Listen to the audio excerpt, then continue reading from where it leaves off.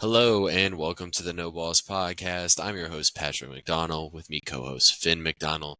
Today is what would be a shortened World Series recap episode. We're also going to include some award predictions because we probably won't be able to give our picks for the uh, the big awards before they actually come out if we don't do it on this episode. So we're going to do it on this episode here too. Uh, we'll go ahead and start on the World Series. If you are living under a rock, Dodgers, Yankees, Dodgers won in 5 games. It was honestly, we were thinking this was going to be a very good series. It really wasn't a great one. Both of our picks are wrong, actually, Finn. Yeah, Um,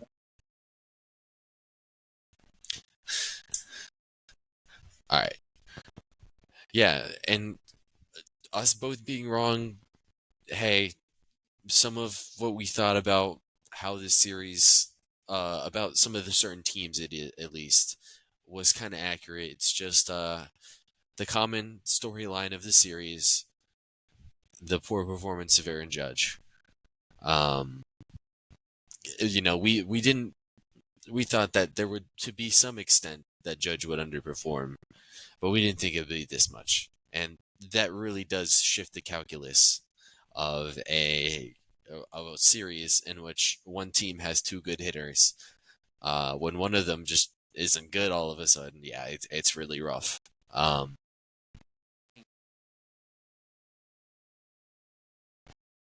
yeah, just did absolutely nothing. He hit a homer in Game 5, I believe. That was all about. He did very little else for Aaron Judge.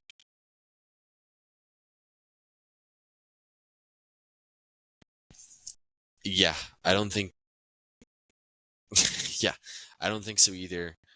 We'll definitely talk about it in this episode and in later episodes. Maybe even when I do my top 100 list for MLB. Uh, yeah, me as well. Um, anyway, World Series MVP was Freddie Freeman. Dodgers won the first 3 games. Yankees win the fourth game, and then Dodgers close it out in the fifth game. For uh, important note, run differential of the series, Finn, off the top of your head, do you think you know what it is?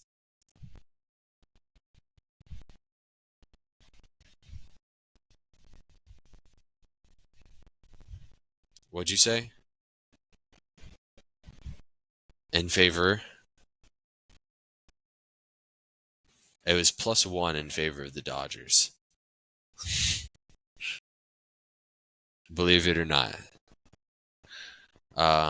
Game 4 really changed that as a 7-run game. Overall for the series, it was +1, which is crazy. Overall, it was a close series. Maybe you could argue that that +1 differential doesn't really matter because the Dodgers aren't going to try their ass off in that Game 4. Um, any specific? Oh, go ahead. good. Mm-hmm. Who?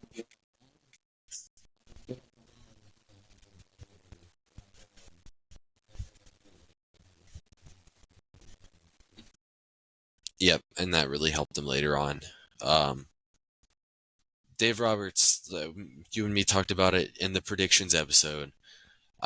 He's been really exceptional throughout this playoff run.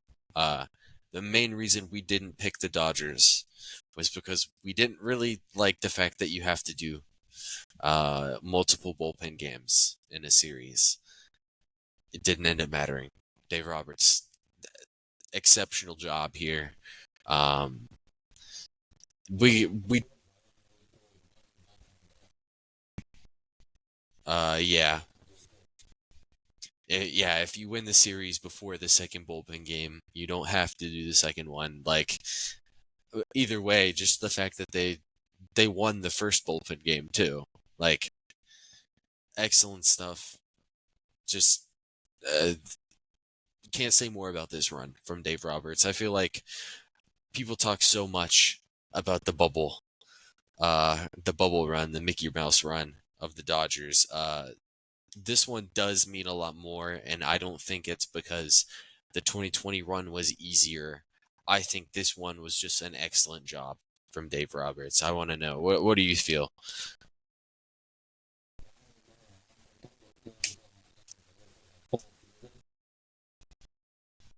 How um, impactful this series was for Dave Roberts. Uh, yep, I feel like this goes forward now. Aaron Boone, Finn. It's been announced that he's coming back. And to the demise of much Yankees fans, I feel like before this, let's talk about something that I think is crazy, right? How much game scouting about a general team, not like a pitcher and their pitcher's tendencies, do you think a team can do on another team?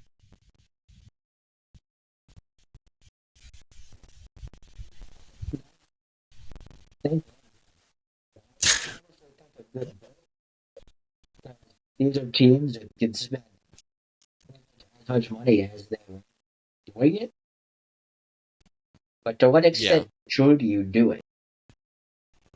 Well, here's the thing. All the teams do it, right? They all have people who go in depth and look for tendencies about how they use their defense, all this type of things. The thing is, especially now that shifts are, you know, not banned but limited, teams are kind of doing all the same stuff, right? The fact that it's been announced since the series is over, the Dodgers had a full scouting plan on how to take advantage of some of the defensive game planning deficiencies of the Yankees. This is almost like unheard of. Like it's a level of incompetency that I didn't think we would be dealing with in 2024. Specifically, they know the deficiency of their outfield defense. They think that positionally, the Yankees do one of the worst jobs in the league. They said relay wise on their relay things. Like every high school baseball player is supposed to know these things. Guys are consistently out of position on relays. They cited specifically Jazz Chisholm, who, by the way, shouldn't be playing third base. And I don't know. 100%. I don't know if we probably didn't get it off the take I had about it. Moving Jazz Chisholm to third base is a horrible decision. He's played outfield for all of the past couple seasons.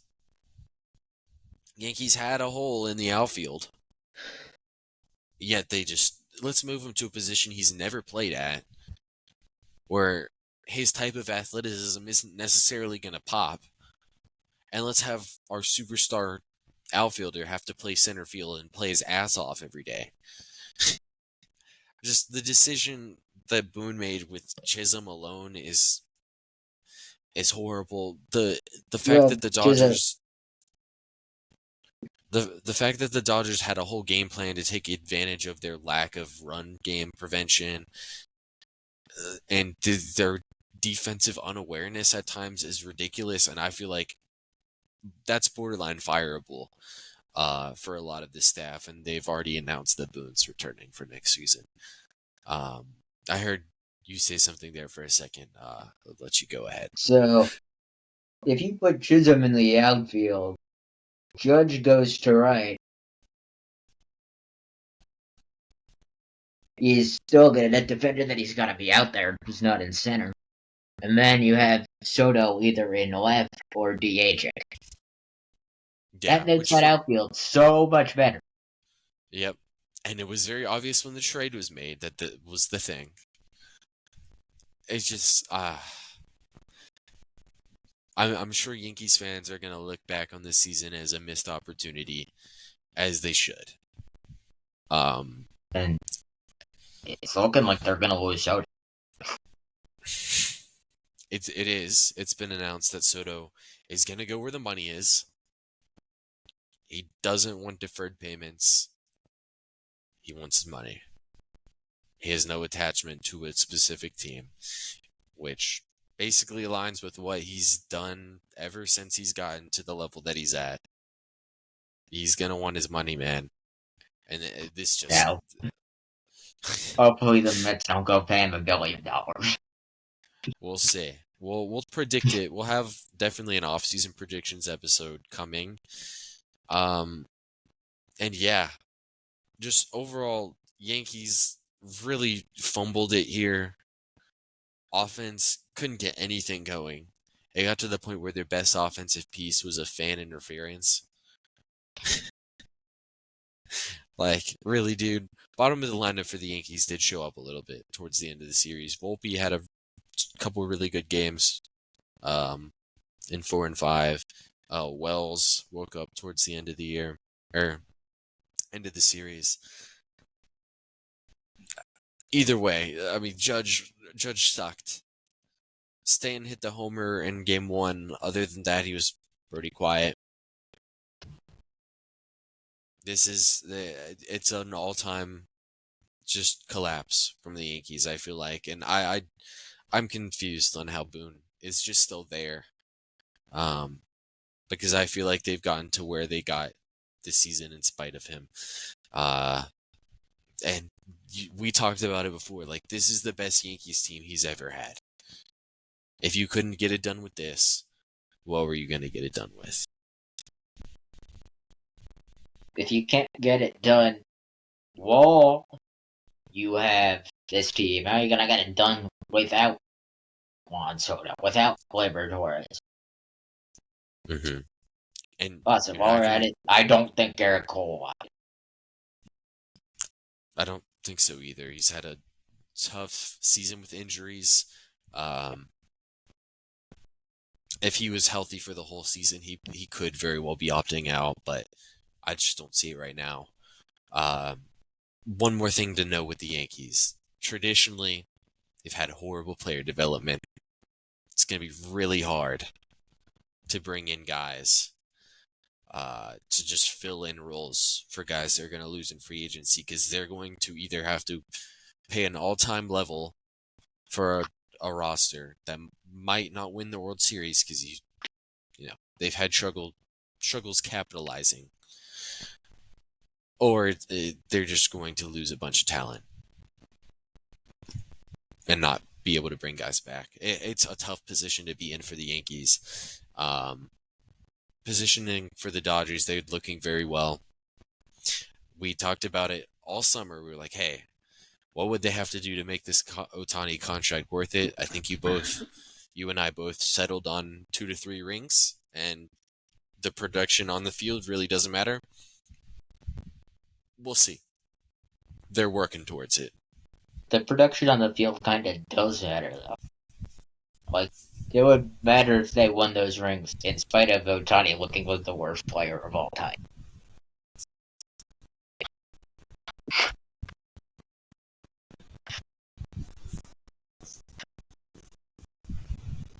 Mm-hmm.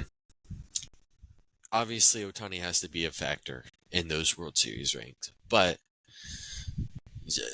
they're halfway there. Maybe not exactly, but we like to start to do Ohtani Dodgers tenure. Do you have any other World Series comments? Because for me, it's one with very little talking points. Not many of the games were super interesting. It felt, hey, Dodgers are ahead early. Freddie Freeman hit a home run. It's like the same script for the first 4 games.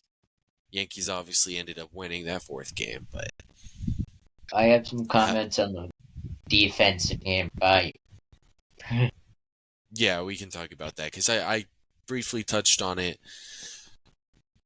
They threw the ball around. I'm sure you got a little bit more to say there. They did not catch the ball in center field. They did not make a throw to third base. And you have got to cover first. Mm-hmm. Did we not learn from Edwin Diaz? Yep. Referencing game 1 of the final day of the regular season against Atlanta. Garrett Cole forgot, after, albeit that wild sequence that he probably should have been out of. Regardless, you weren't. Garrett Cole forgets to cover first. It's a tough scene. Um, I would argue that this is kind of the perfect way to end the Yankee season. Just shit hits the bed and it hits the bed hard. Um, very rough. Do you have any other World Series comments? Because for me, I'm commented out. I'm with you. Okay. We'll now transition to award predictions. We'll start with the ones that I think are the most important. Let's start with the MVP awards. We'll keep it in the American League. American League MVP race. This sneakily like a really like historically strong MVP race. I think we will probably both have the same pick, but who do you have for the 2024 AL MVP, Finn? I have Aaron Judge. I do as well. It's hard to pick anybody besides Judge. How much? Because me and Sheldon had talked about this for NBA, because it's definitely different throughout different leagues. How much does team success matter for you in the MLB?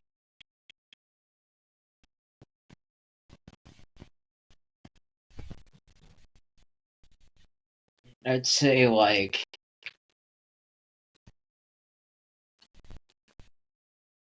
20%. Yeah, I think that's a good number. Because like if 2022 Aaron Judge had been on a terrible team that year, I would have still wanted him to win the MVP. That was Soto you were just talking about? That was Judge. Okay.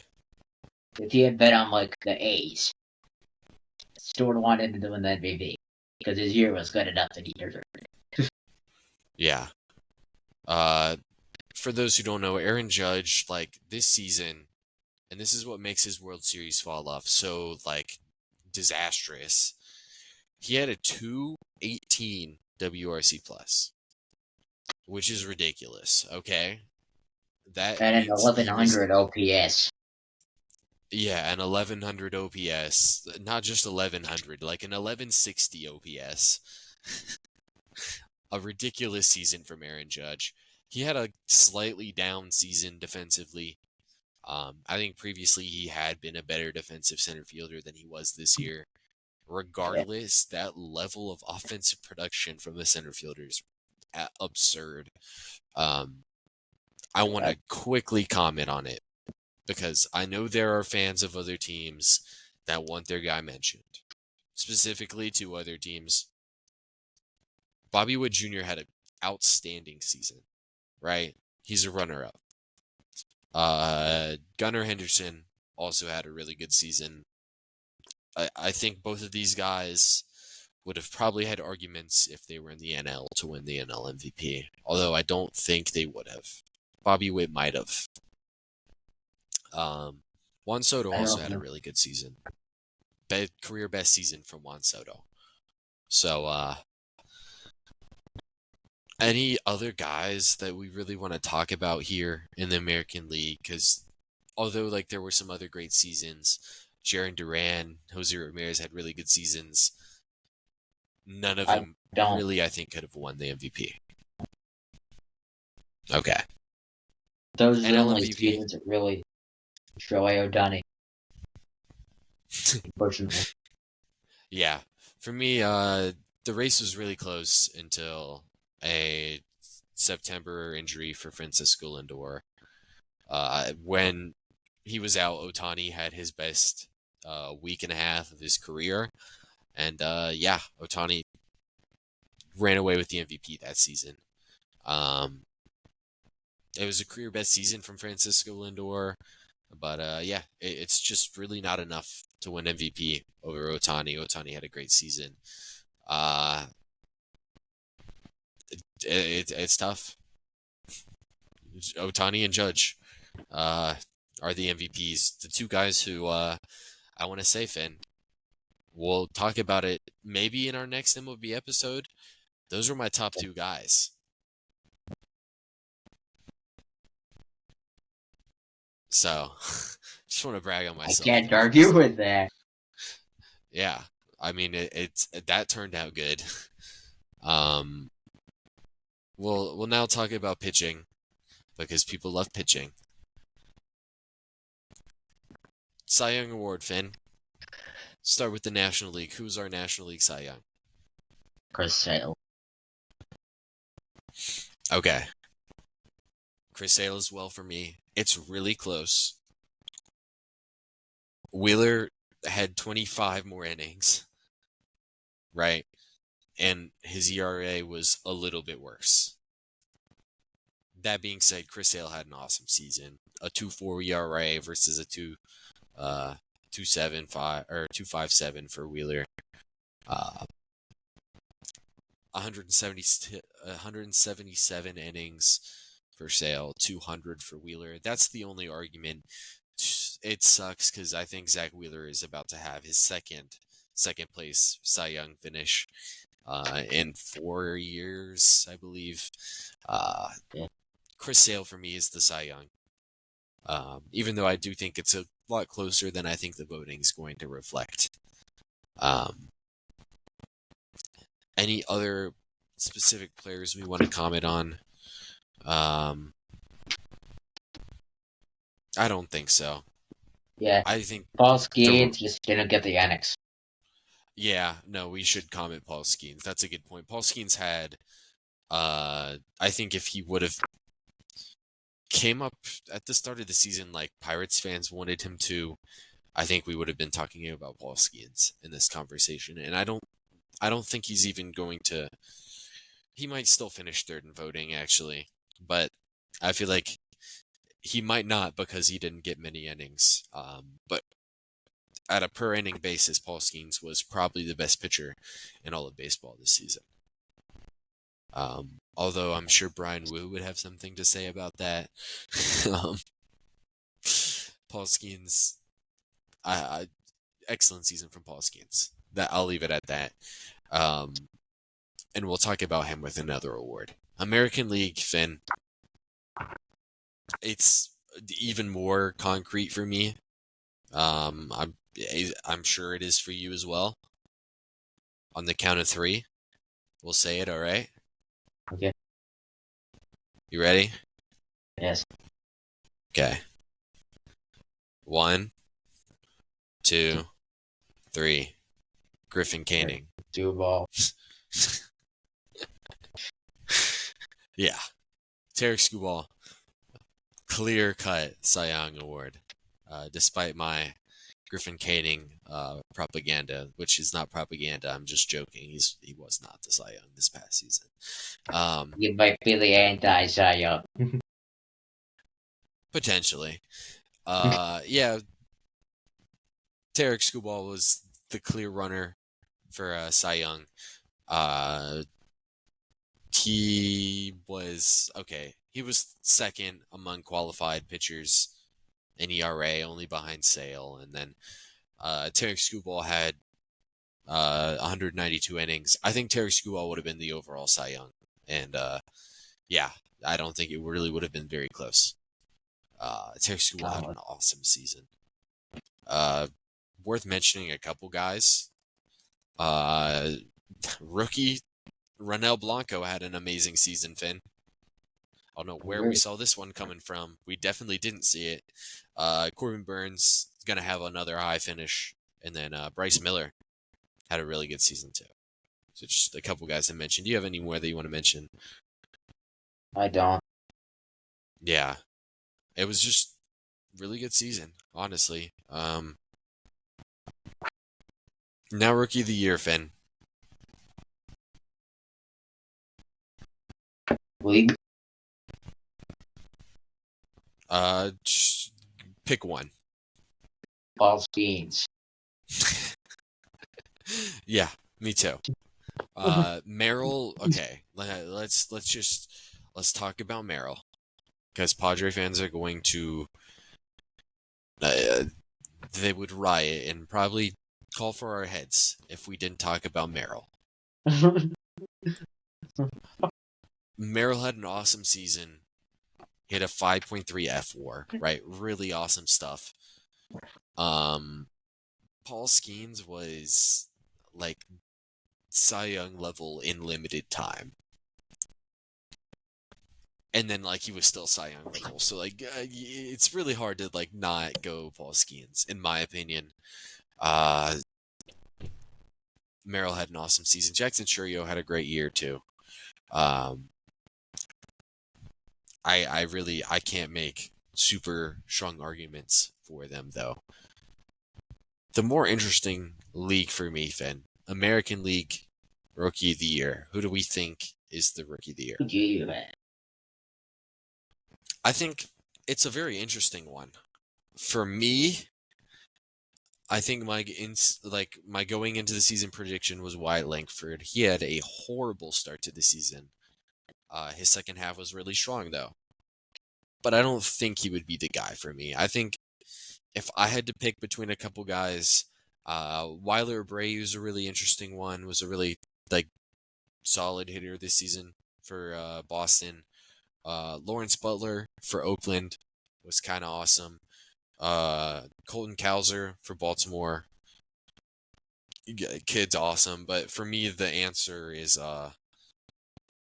Yankees catcher Austin Wells.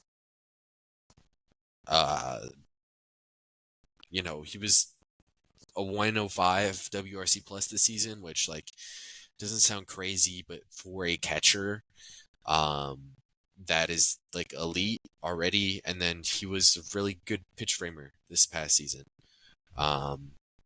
If you look at straight F-WAR, he's 0.6 under Colton Cowser. Catchers don't play that many games. Austin Wells played 115. Cowser played 153. For me, Austin Wells gets the tick for me as a Rookie of the Year in the American League. I agree with that logic. Cowser comes in a close second. Cowser, I really do like Butler too. Butler had a really good year for Oakland, and like I don't think anybody's gonna care because the Oakland A's they kind of suck, but they're not the there's some points Sacramento all A's. Then the now Sacramento A's. That is a good point. There are other awards in the American in baseball. Manager of the Year, Finn. What manager do you think?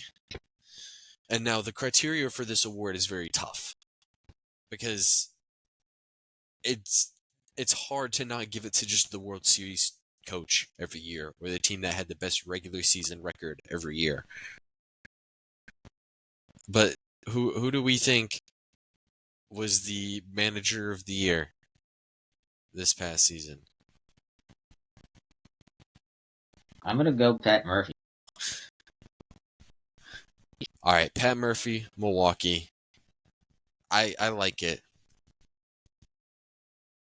I guess we do have to pick for both leagues, which I kind of hate because like, do we pick an AL Central team because nobody really thought they were gonna make the playoffs? But hey, I could argue that they all made the playoffs because the White Sox suck. I'd probably pick Vogt. Yeah, Cleveland had a really good regular season. I do like Vogt.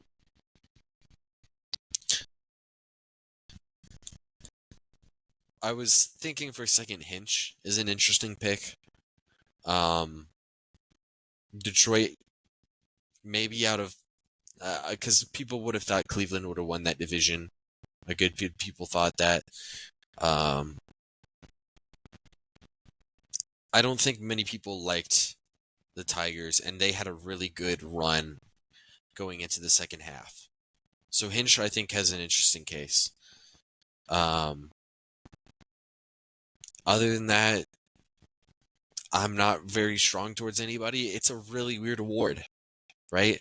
How do we weight the rosters of teams and how that impacts Coach of the Year. It really is a difficult award to pick for me. It's difficult in the NBA as well because it's hard to separate coaches from their teams. And I feel like a lot of the time it's, hey, what team was the best in the regular season? It's hard for good coaching, just like good players, to really shine in bad situations.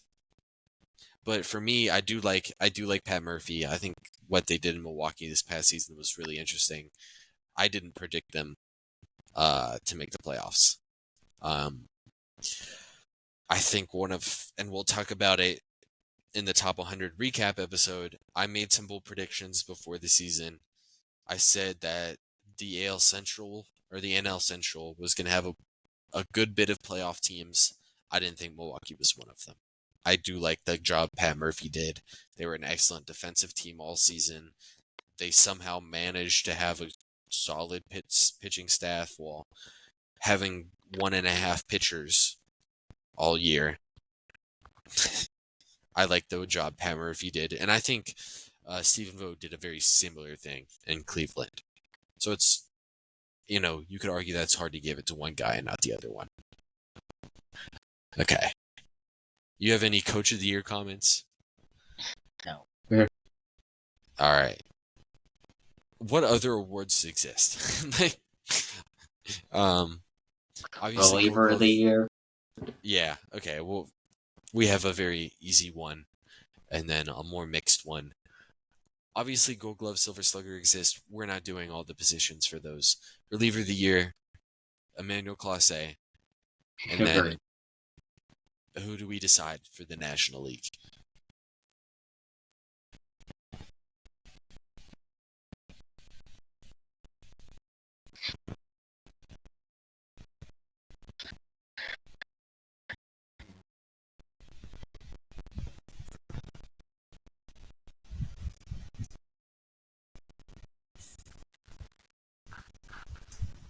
I want to go like an Evan Phillips.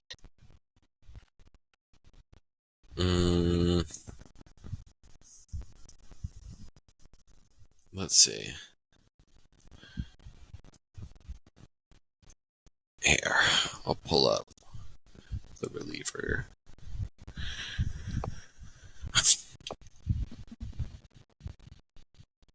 I don't think Evan Phillips pitched that much this season.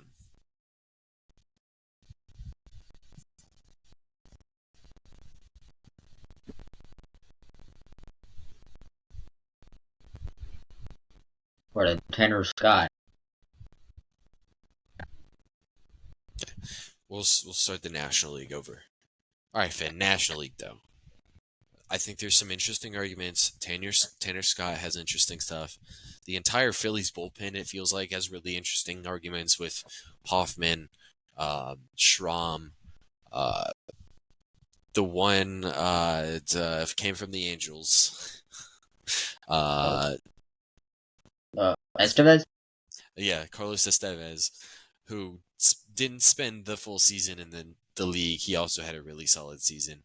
And then you mentioned Scott. A guy who I think is my pick is Ryan Helsley. Had basically a great season. And then for also for San Diego, Robert Perez had an awesome season. So it's really between all of these guys, in my opinion. Or Robert Suarez, not Robert Perez. I don't know where the Perez came from. But yeah, any list of those guys, in my opinion, is really deserving of the award. It's your pick. I think I go Helsley. He spent the most time this season as a closer. Whoever you're really pulled towards, I think is the good pick. Honestly, yeah, I agree. What? It seems like there's no right answer. Yeah, I agree. I think there's very little wrong answers, though. I think that's an important thing to say. That being said, Where it's like, okay. Now, when I say that there are some wrong answers, but between the names that people would argue, I don't know how many wrong answers there are. Because nobody's going to argue Jake Diekman should have won reliever of the year. But all the names that people are going to argue, I think have very solid cases. So that's my National League. I'm not pulled very strongly either way. I think I would lean Helsley. We'll go forward. There's really no other awards. I mean, there's the Guy of the Year award. I think it's the Roberto Clemente, actually, is what they call it. I think at the NBA, it's the Dikembe Mutombo Guy of the Year, and I butchered Mutombo, but either way, I think in the MLB, it's the Roberto Clemente award. But either way, I don't. Eh, not my decision to make. I'm the stats guy. Um, who any other awards that we got here, Finn? no. All right. Any closing comments before we wrap this one up?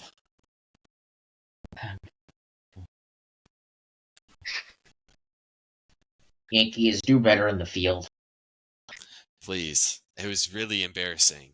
But yeah, that should do it for this episode. Following this episode, I know previously we had said this episode was coming out after an NBA episode.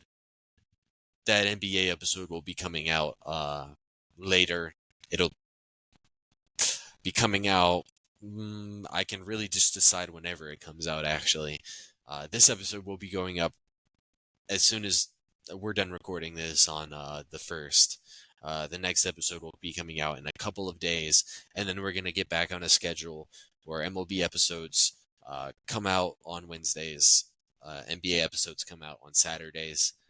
We'll finally be on schedule. It'll be great. Yeah, next episode will be a top 50 recap that me and Sheldon did together. I'll be signing off here. Finn, do you have anything else before we get out of here? No. All right. That'll do it for the episode. We'll see you next time.